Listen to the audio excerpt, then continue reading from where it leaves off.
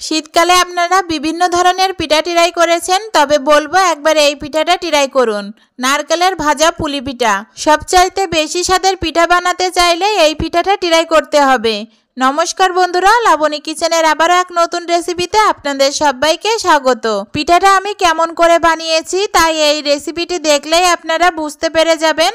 পিঠাগুলো যদি এই রকম ভাবে বানানো যায় খেতে হয় খুবই টেস্টি, আর পিঠাগুলো তৈরি করে অনেক দিন পর্যন্ত সংরক্ষণ করে রাখতে পারবেন। তো চলুন কথা না বাড়িয়ে রেসিপিটা শুরু করি, আর ভিডিওটা প্রথম থেকে শেষ পর্যন্ত দেখার অনুরোধ থাকলো। তো প্রথমে আমি এখানে নারকেলের পুরটা তৈরি করে নেব। তার জন্য প্যানের পরে কড়াই বসিয়ে দিলাম, আর এখানে 1 বাটি জল দিয়ে দিলাম।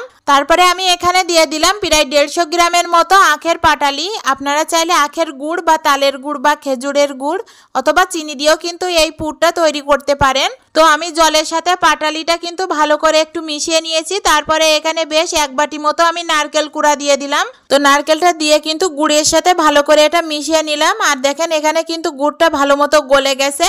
আর এই পর্যায়ে কিন্তু চুলার আঁচটা মিডিয়াম টু লো করে কিন্তু এটা ভাজতে হবে, না হলে নারকেলটা খুব তাড়াতাড়ি এটা পুড়ে যেতে পারে। আর অনবরত কিন্তু এটা নাড়াচাড়া করতে হবে। তো আমি কিন্তু বেশ এখানে নারকেল আর গুড়টা কিন্তু বেশ 10 থেকে 12 মিনিট মিডিয়াম আঁচে করে এটা ভেজে নিয়েছি। আর এই পুরটা কিন্তু আমার পুরোপুরিভাবে তৈরি হয়ে গেছে, আপনাদেরকে হাত দিয়ে দেখিয়ে দিলাম। আর এটা কিন্তু আমি একটু নরম করেই রেখেছি, আপনারা চাইলে এর থেকে আরও বেশি একটু শক্ত করেও নিতে পারেন।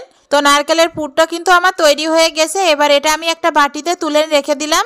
এবার আমি আটার খামিরটা তৈরি করে নেব। তার জন্য বেশ আমি এখানে বড় বাটির 1 বাটি জল দিয়ে দিলাম, আর এর ভিতরে সামান্য পরিমাণ লবণ আর 2 চামচের মতো সাদা তেল দিয়ে দিলাম। আপনারা কিন্তু এখানে সাদা তেলের পরিবর্তে এখানে ঘিও ব্যবহার করতে পারেন।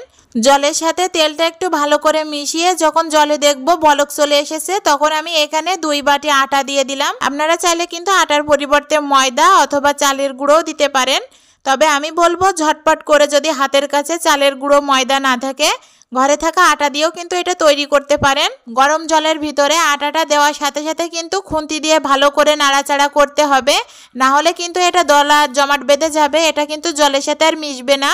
তো খুব দ্রুত এটা কিন্তু আমি খুন্তি দিয়ে ভালো করে মিশিয়ে নিয়েছি। আর এই পর্যায়ে আমি চুলার আঁচটা অফ করে দিলাম, দিয়ে আমি খুন্তি দিয়ে সাথে সাথে একটা থালের পরে এই আটার ডোটা আমি তুলে নিলাম। আর এটা কিন্তু একেবারে গরম থাকা অবস্থায় ভালো করে মেখে নিতে হবে।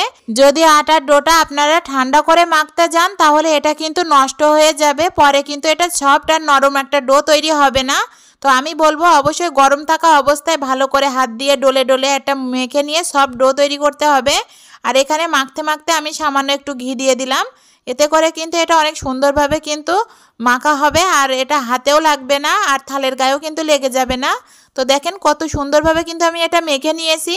আটার এই ডোটা মাখার পরে এতটা নরম আর স্পঞ্জ আর সফট হয়েছিল, আপনারা হয়তো দেখেই বুঝতে পারছেন, একেবারে তুলোর মতো নরম। তো আমার এটা কিন্তু 10 থেকে 12 মিনিট বেশ হাত দিয়ে ডলে ডলে ভালো করে এটা আমি মেখে মথে নিয়েছি। এবার আমি এখান থেকে ছোট ছোট ডো করে এরকম লেচি কেটে নেব। তারপরে হাত দিয়ে বেশ এরকম গোল গোল করে ঘুরিয়ে ঘুরিয়ে রেখে দেব। এতে করে কিন্তু পিঠাটা তৈরি করতে আমার খুবই ইজি হবে। আটার এই ডোটা এতটা নরম হয়েছিল, আমার এগুলো হাত দিয়ে ঘোরাতে কিন্তু খুবই ভালো লাগছিল। তো লেচিগুলো কিন্তু হাত দিয়ে ভালো করে আমি গোল করে নিয়েছি। তো এগুলো কিন্তু আমার গোল করা হয়ে গেছে। এবার আমি পিঠেগুলো তৈরি করব। তো কিভাবে তৈরি করলাম আপনাদেরকে দেখিয়ে দিচ্ছি। প্রথমে আমি পিঠেটা তৈরি করার জন্য একটা লেচি বেলন পিঁড়ির উপরে নিয়ে নিলাম। তারপরে এটা একটু বেলে নেব। আর এখানে বেলার জন্য কিন্তু কোনো রকম তেল অথবা আটা কিন্তু নেওয়া যাবে না, এরকম খালিভাবেই কিন্তু বেলে নিতে হবে। তো প্রথমে কিন্তু এটা আমি বেলে নিলাম, তাই এটা কিন্তু একেবারে পাতলা করা যাবে না, একটু পুরু করেই বেলে নিতে হবে।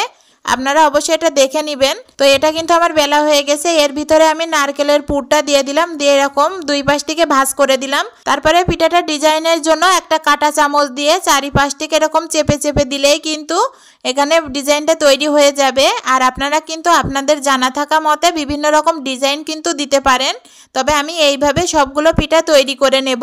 আর এটা তৈরি করা কিন্তু খুবই ইজি।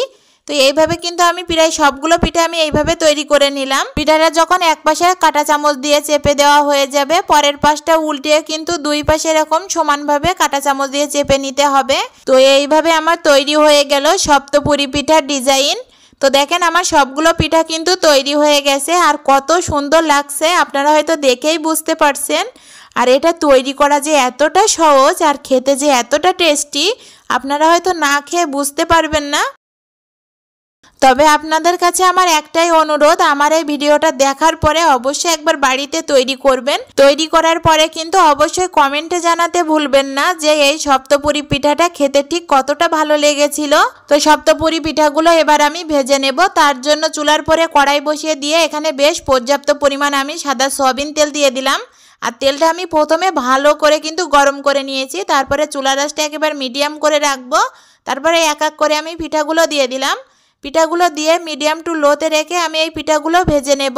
পিঠাগুলো তেলের পরে দেওয়ার পরে খুন্তি দিয়ে তেলটা এরকম ছিটকে ছিটকে পিঠার উপরের লেয়ারের পরে আমি দিয়ে দিলাম। এতে করে পিঠার যে উপরের লেয়ারটা থাকে ওটা কিন্তু অনেক সুন্দরভাবে মুসমুসে হয় আর খেতেও ভালো লাগে। তো এইভাবে কিন্তু আমি 5 থেকে 7 মিনিট ধরে মিডিয়াম আঁচে করে তলের পাশটা একটু হালকা লাল লাল যখন ব্রাউন চলে আসবে সেই পর্যন্ত করে আমি ভেজে নিলাম। তারপরে এক এক করে পিঠাগুলো আমি আস্তে আস্তে করে উল্টিয়ে পাল্টিয়ে দিলাম। দেওয়ার পরে উপরের পাশটাও কিন্তু আমি বেশ 7-8 মিনিট ধরে ভালো করে ভেজে নেব। তো আমার এই সপ্তপুরি পিঠাগুলো কিন্তু বেশ ভালো করে হালকা হালকা লাল লাল ব্রাউন কালার যখন চলে এসেছে তো আমার কিন্তু ভাজা হয়ে গেছে। এবার একটা ঝাঁঝরি হাতা দিয়ে তেল ঝরিয়ে পিঠাগুলো আমি তুলে নিলাম। আর এইভাবে কিন্তু এক এক করে আমি সবগুলো পিঠা আমি ভেজে নেব। এই সপ্তপুরি পিঠাগুলো কিন্তু একেবারে লাল লাল করে কিন্তু ভাজা যাবে না, তাহলে এই পিঠাগুলো কিন্তু খেতে আর ভালো লাগে না। ঠিক যেরকম হালকা হালকা লাল লাল ব্রাউন কালার চলে আসবে তখন কিন্তু এটা ঝটপট করে তুলে নিতে হবে। তো পিঠাগুলো কিন্তু আমার সবগুলো ভেজে নেওয়া হয়ে গেছে। তারপরে একটা সার্ভিং ডিশে সার্ভ করে আপনাদেরকে দেখিয়ে দিচ্ছি। তো দেখেন পিঠাটা এতটা নরম আর সফট আর তুলোর মতো ছিল, একেবারে কিন্তু এটা গালে দিলেই মিলিয়ে যাবে। আর এক কথায় এটা খেতে কিন্তু অসাধারণ ছিল। এই সপ্তপুরি পিঠাটা যখন আমি হাত দিয়ে একটু একটু করে চাপ দিচ্ছিলাম তো দেখেন কতটা সুন্দর হয়েছে, হাতটা একেবারে কিন্তু তুলোর মতো বসে যাচ্ছে। আর এই পিঠাটা আমি ভেঙে আপনাদেরকে দেখিয়ে দিচ্ছি, তাহলে বুঝতে পারবেন এই পিঠাটা কতটা সুন্দর হয়েছে। তো দেখেন প্রত্যেকটা পিঠা যখন আমি এটা ভাঙছিলাম তো দেখেন কত সুন্দর মতো তুলোর মতো এটা ছাড়িয়ে আসছিল। আর এটা গালে দিলেই কিন্তু একেবারে তুলোর মতো নিমিষ হয়ে যাবে।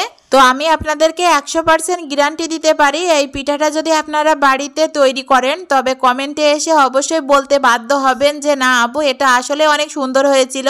তো আমার এই সপ্তপুরি পিঠার রেসিপিটা যদি আপনাদের কাছে ভালো লেগে থাকে অবশ্যই লাইক কমেন্ট শেয়ার করতে ভুলবেন না। চ্যানেলে নতুন হয়ে থাকলে সাবস্ক্রাইব করবেন, পাশে থাকা বেল আইকনটিতে ক্লিক করবেন নিত্য নতুন ভিডিও পেতে। ধন্যবাদ সকলকে।